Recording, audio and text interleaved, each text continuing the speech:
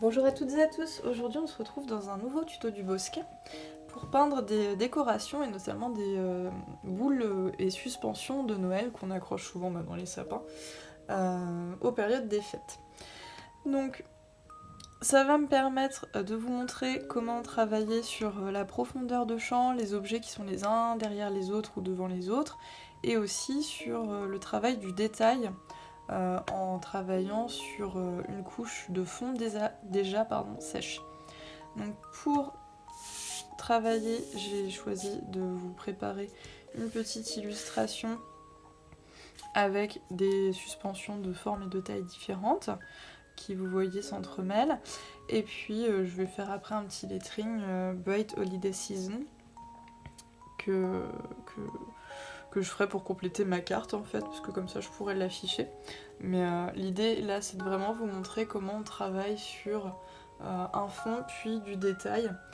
Comme on est dans la saison des fêtes, j'avais envie de faire ce tuto avec des aquarelles qui sont toutes pailletées, toutes brillantes. Donc je vais profiter de la dot que j'ai reçue de chez Sparks Aquarelle, qui est bien sur le thème, puisqu'on est sur la thématique des fêtes de fin d'année, avec le petit sapin et les dots qui représentent chacune une boule de la décoration. Donc c'est chouette parce qu'ils ont changé leur façon d'envoyer les échantillons. Donc vous voyez là c'est du papier cartonné, donc c'est carrément moins polluant que quand je recevais les petits cups en plastique, même si après voilà je peux les recycler une fois qu'ils sont bien vides, mais là j'avoue que je préfère comme ça. Et donc ils ont mis une petite feuille aussi pour éviter de tacher l'autre côté de la carte, ce qui est plutôt astucieux. Donc du coup on va travailler avec la gamme qu'ils m'ont envoyée. Alors faut savoir que ils ont fait 2 palettes là pour les fêtes. Moi je vais pas forcément les prendre parce que j'ai assez de nuances et j'ai d'autres achats à faire là pour les fêtes, donc je vais pas prioriser forcément d'acheter leur box alors que je l'avais fait pour celle de Halloween qui était la box sortilège parce qu'elle m'avait vraiment tapé dans l'œil. Mais par contre j'ai fait donc tous les swatchs que je vous ai présentés sur Instagram si vous voulez aller regarder de plus près les couleurs que j'ai reçues. J'en ai reçu 11 quand même, donc ça donne un bel aperçu. Il y a des pailletés, il y a des un peu plus métallisés et il y a des caméléons qui sont intéressantes. Donc par exemple, vous avez Iguane là qui est un peu cuivré rosé, et en fait en fonction de la lumière il prend une teinte dorée verte. Et celui-là aussi Mamba je crois bien, ouais voilà. Donc il est plutôt dans les teintes bleues, grises, argentées, et en fonction de la lumière il va donner un doré.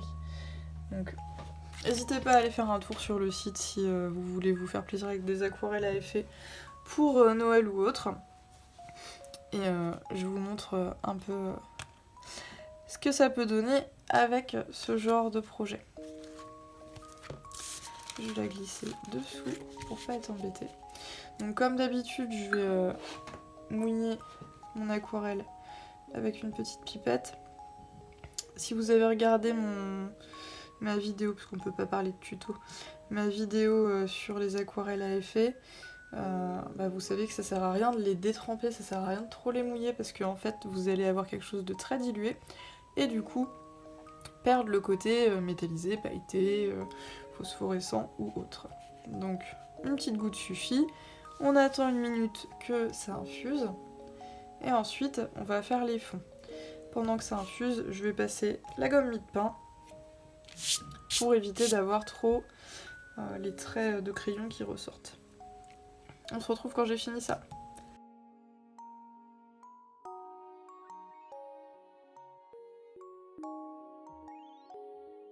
Voilà, on s'occupera du lettrage après. Je pense que le tuto va sortir mercredi devant la soirée. Du coup, on sera le 30 novembre. Et juste après, si ça vous intéresse, du coup, si vous voyez le tuto à sa sortie le 30 novembre, sachez qu'à partir de demain, je travaille sur le calendrier de l'Avent du Bosquet. Donc vous pourrez retrouver sur le site internet dès jeudi matin de quoi préparer un calendrier de l'Avent à la peinture. Un peu comme j'avais fait l'an dernier. Donc on va être sur une autre gamme couleur. L'année dernière j'avais fait celui-là. Très traduit, rouge, vert, doré, teinte naturelle. Et donc cette année on va être sur une autre thématique et une autre colorimétrie. Donc si vous avez envie de faire un petit projet, de peindre un petit peu tous les jours pour votre calendrier de l'Avent, n'hésitez pas à aller faire un tour aussi sur le site du Bosquet, sur Instagram, pour découvrir un peu comment ça va se passer. Alors on commence. On va faire en plusieurs étapes, comme d'habitude. Première étape, on va faire les fonds. Sauf que nos suspensions se chevauchent. Donc c'est comme si dans la vraie vie on avait des devant, derrière. Et elles sont aussi parfois très proches les unes des autres, même si elles sont sur le même plan. De ce fait, si on peint tout d'un coup, on va avoir le souci des pigments qui migrent d'une boule ou d'une suspension à l'autre. Donc il va falloir faire une sur deux, attendre que ça sèche, et une sur deux. Comme il y en a pas mal, ça risque de sécher pendant qu'on est en train de peindre, et donc on pourra certainement le faire sans temps de pause trop long. Mais faites bien attention à ça, sinon vous risquez d'avoir des pigments qui migrent. Pour les fonds, je vais prendre les tons rose mauve et bleuté. Donc là on va pas être dans du Noël tradi, hein. Vous voyez j'ai pas de vert, j'ai pas de rouge hyper pigmenté dans ce que j'ai reçu, mais j'avais envie de voir ce que ça pouvait donner aussi avec des teintes un petit peu plus pastel. Première étape, on choisit la première suspension avec laquelle on commence. Donc moi je vais commencer avec la petite boule en haut à gauche et je vais travailler de la gauche vers la droite puisque je suis droitière. Ça m'évitera de faire des traces. Si vous êtes gaucher, vous faites l'inverse, vous allez de la droite vers la gauche pour gagner en temps et puis en aisance au niveau de votre poignet. Parce que sinon, si j'ai commencé à peindre là, moi par exemple, je vais peindre celle-ci, je risque de poser ma main et de faire une trace. Donc ça c'est la petite astuce pour gagner du temps et éviter les bavures. Première étape, mouiller sa suspension. Parce que l'idée, ça va être de faire des choses assez diluées, un peu comme du verre, et donc pour ça il faut travailler dans l'humide. Donc on mouille bien la surface, là c'est une boule en l'occurrence. Je ne fais pas attention à la cordelette qui attache celle-ci et à l'anneau, puisque il passe devant, donc par transparence, on verra normalement la couleur de la boule si on était dans la vraie vie. Je vais la faire en candy.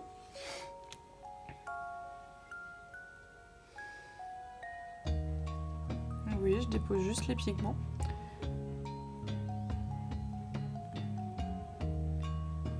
Et pour avoir un effet déjà de profondeur ici aussi, ce que je vais faire, c'est que je vais mettre plus de pigments à gauche et en bas que en haut à droite, comme si ma lumière arrivait de biais. Je vais éviter de faire celle-ci qui est trop proche. Je vais m'occuper de la boule suivante, donc je mouille. J'essaie de rester au plus proche de la forme que j'avais dessinée.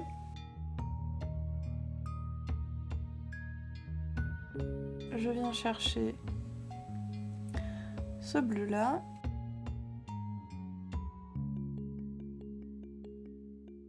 Et j'en rajoute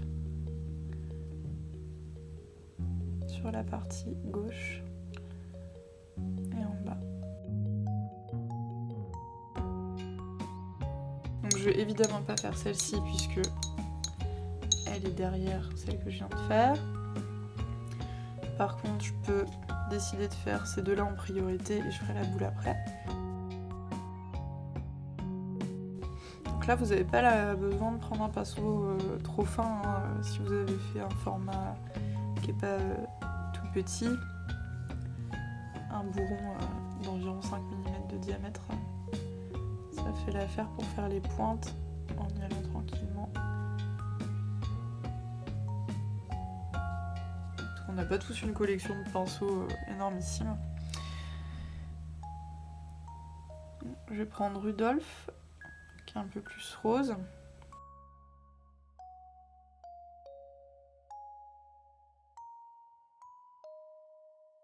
Je vais continuer avec celle-ci. Alors je vous conseille, si vous voulez quelque chose d'harmonieux, de soit choisir une gamme de couleurs par ton. Donc là, moi, je vais être sur des tons froids. Soit, si vous voulez que ce soit un peu plus bariolé, ce qui peut être sympa aussi, de choisir 3 ou 4 couleurs. Mais allez pas au-delà, sauf si vous avez vraiment une très grosse composition, parce que sinon vous risquez d'avoir un truc qui ressemble à un arc-en-ciel. Alors après, si c'est le but, il n'y a pas de souci, mais si vous voulez quelque chose d'un peu plus soft au niveau des couleurs, évitez de vous mettre trop de couleurs différentes.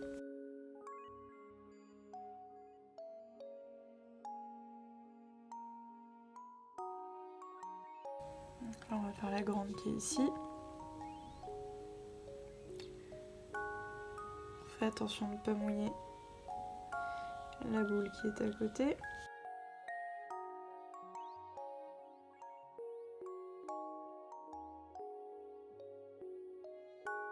On va reprendre Candy. Parce que ça fait un moment qu'on ne l'a pas utilisé. Alors vous voyez là, les aquarelles, je les utilise de manière très très diluée pour faire les fonds. Mais elles peuvent être bien plus pigmentées et plus sombres. Donc vous pouvez aussi jouer sur des boules plutôt en vert transparent, des boules plutôt opaques. Ça c'est vous qui voyez. Moi au niveau des couleurs, je vous montre qu'un exemple, qu'un aperçu de ce que vous pouvez faire. Et ce qui m'intéresse, c'est surtout que vous ayez la technique pour pouvoir réitérer l'expérience chez vous. Donc là, je vais faire ces deux-là.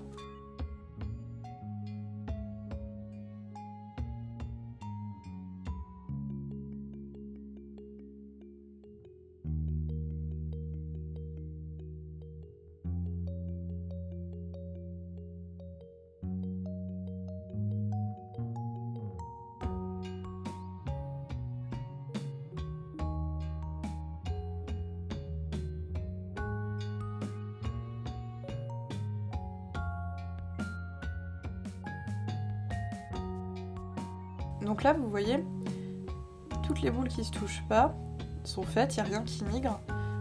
Maintenant, c'est encore bien humide vu qu'on a travaillé dans l'humide, puisqu'on a mouillé avant de mettre les pigments. Du coup, je vais pas pouvoir peindre tout de suite les autres qui sont soit derrière, soit devant, mais collés. Puisque si je fais ça, mes pigments vont migrer. Donc je vais attendre que ça sèche et on se retrouve après pour la suite. En attendant, je vais passer à la gomme mie-de-pain, mon lettrage et puis mes petites candy cane. Comme ça sera fait pour tout à l'heure.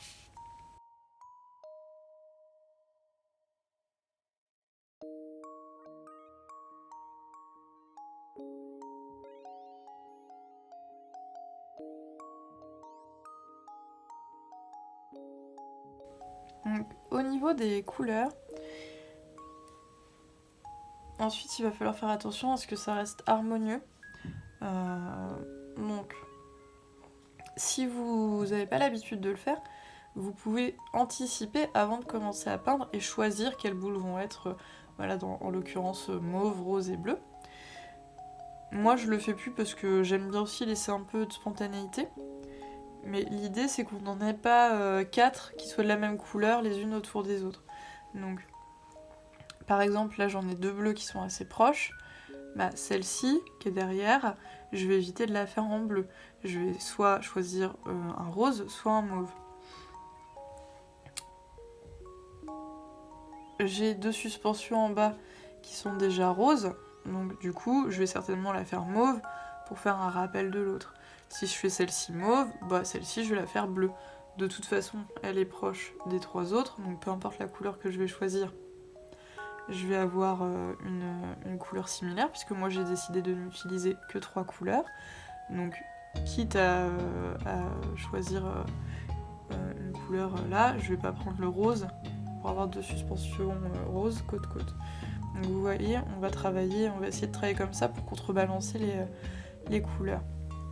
Là, pareil, j'ai bleu et mauve, donc celle-ci, je vais certainement la faire mauve, du coup celle-ci, je la ferai rose. Vous voyez, l'idée c'est de réfléchir à ce que ce soit harmonieux au niveau de vos teintes. Si vous êtes patient, vous attendez que ça sèche. Si vous n'êtes pas patient, vous dégainez votre sèche-cheveux. Alors, si c'est encore très humide comme d'habitude, faites attention avec le sèche-cheveux et séchez de bien loin, parce que sinon, vous allez avoir des problèmes de pigments qui migrent, et ça serait dommage puisque vous avez fait normalement attention comme moi à laisser des zones un peu plus claires en haut à droite. Donc je laisse sécher et je reviens pour la suite. Donc on se retrouve pour finir les fonds des autres suspensions. Je vais vous le mettre en accéléré parce que ça va être la même méthodologie que tout à l'heure. Je mouille, je choisis une couleur et je fais attention à mettre plus sombre en bas à gauche et plus clair en haut à droite. Donc vous pouvez continuer à peindre vous aussi de la même manière vos autres décorations.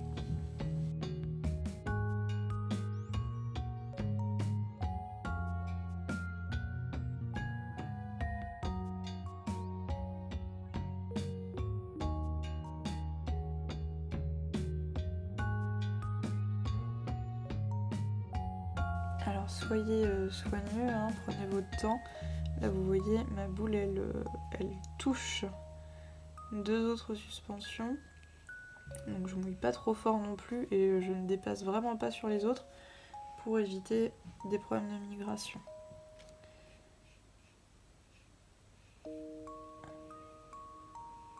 Donc on longe mais on passe pas par-dessus.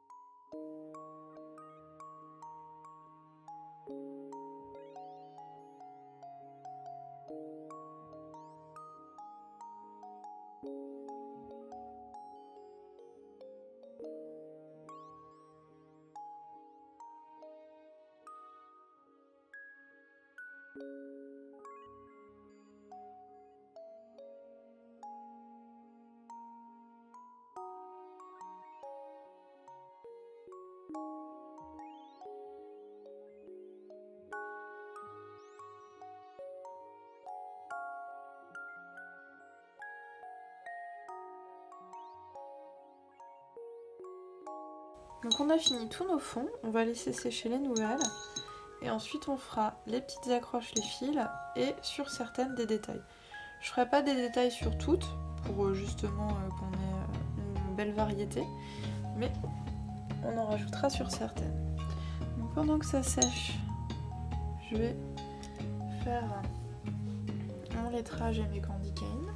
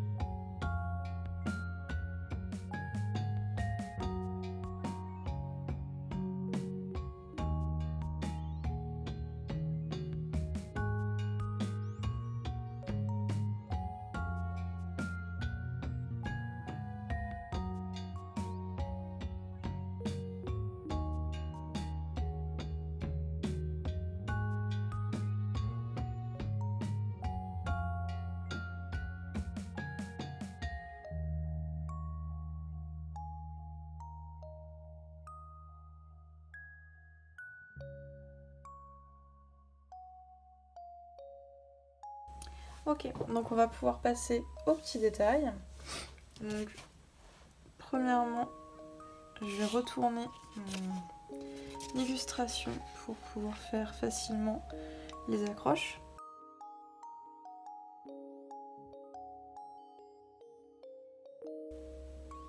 On longe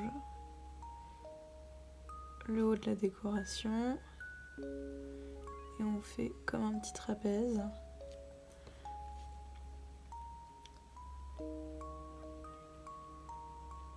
Et ensuite on viendra faire un arc de cercle. Donc là vous voyez j'ai changé de pinceau, je garde le même que pour le lettrage. J'ai pris quelque chose de plus fin.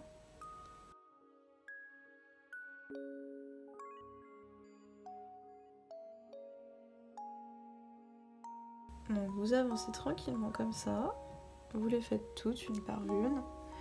On essaie de pas en oublier, vous voyez celle-ci elle est toute petite donc j'ai failli l'oublier tout à l'heure.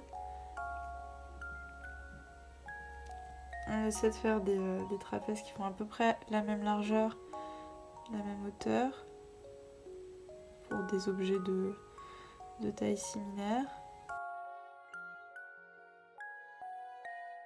Et une fois qu'on a fait tous ces petits trapèzes, on va pouvoir venir faire les arcs de cercle.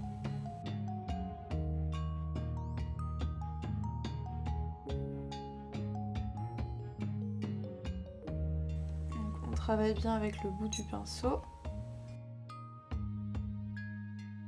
Pour faire des choses assez fines. On relie les deux sommets de nos trapèzes. Pour les détails sur les suspensions, vous avez deux options. Soit vous faites du ton sur ton, donc par exemple, je rajoute des détails bleus plus opaques sur mes suspensions bleues, ou vous prenez carrément une autre couleur pour faire un contraste.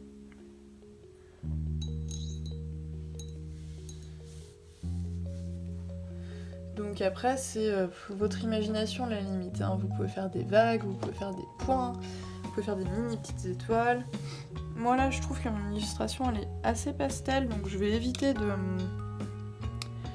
trop rajouter de détails. Je vais pas en faire sur toutes les boules, mais je vais en faire quelques-uns pour vous montrer un petit peu les possibilités.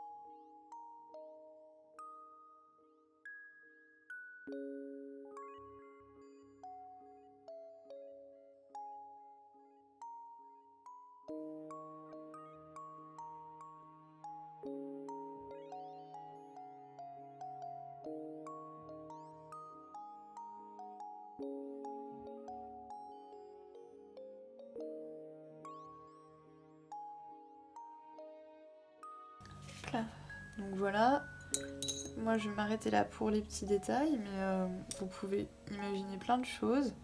Si vous voulez le faire ce tuto mais dans une ambiance plus tradie, vous pouvez aussi dans certaines boules faire des scènes.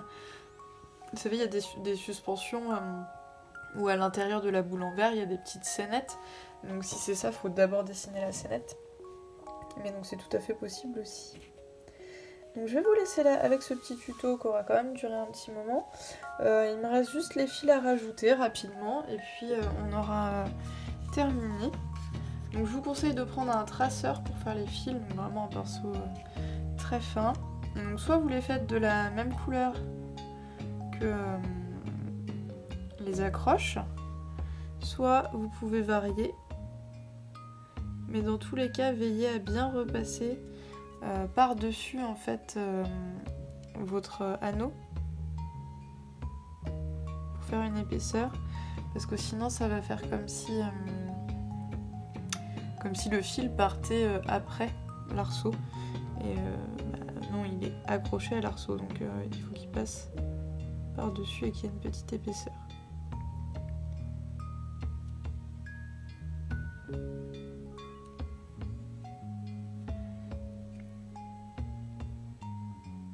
Donc on essaie de faire les fils les plus fins et les plus droits possibles. On évite, si on peut, de dépasser sur les boules et autres suspensions qui sont qui sont sur le chemin en fait, hein, jusqu'en haut.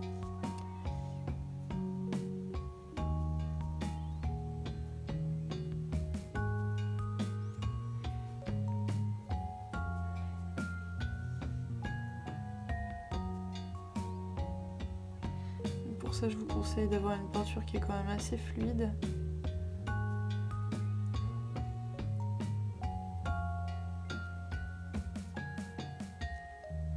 Pour pas avoir besoin de repasser plusieurs fois et pouvoir tirer vos traits en une seule fois. Si vous n'avez pas assez de peinture, qu'elle n'est pas assez liquide, vous allez avoir le problème de devoir repasser, donc ça va forcément épaissir votre trait.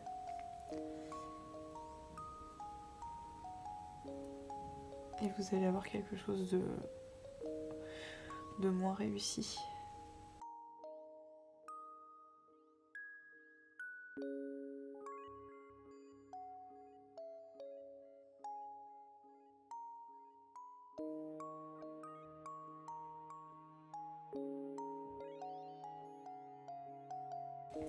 Alors celui-là, j'ai envie de le faire passer devant. On fait passer quelques fils devant pour accentuer l'effet de profondeur.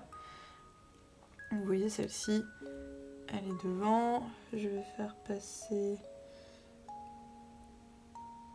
celle-là aussi. Peinture pas assez fluide.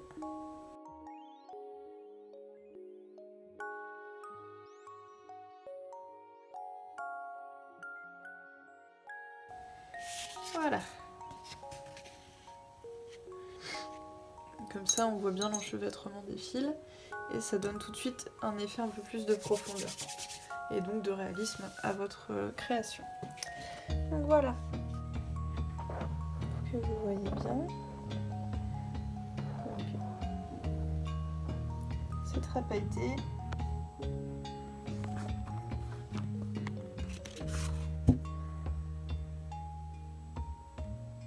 Et on a une belle harmonie des couleurs. Donc là, on est sur des fêtes rose, bleu, mauve pour changer. J'espère que ce petit tuto vous aura plu, qui vous permettra de mieux apprécier la profondeur sur ce type de composition. Et puis, n'hésitez pas à vous abonner à la chaîne si vous ne voulez pas louper les prochains tutos et les prochaines vidéos, à me mettre un petit pouce et un commentaire, j'y réponds volontiers. A plus tard!